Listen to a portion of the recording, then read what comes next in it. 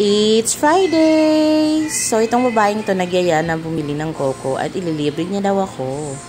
Ngayon, mag-iikot-ikot kami sa Gateway 2. Gusto niya daw makita kung anong mga nandun. E di samahan natin maglakad-lakad.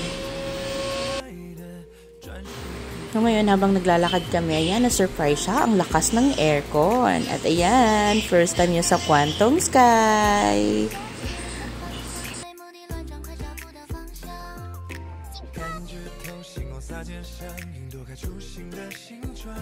Look up muna kasi may mirror.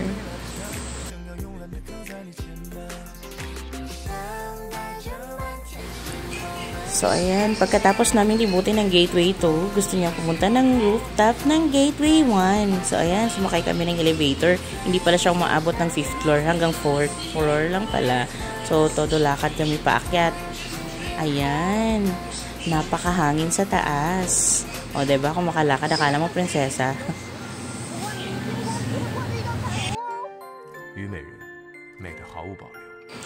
Important notice lang, sa mga bitter na single, huwag kayong pupunta dito sa rooftop kasi ang dami nyo makikitang mga in a relationship.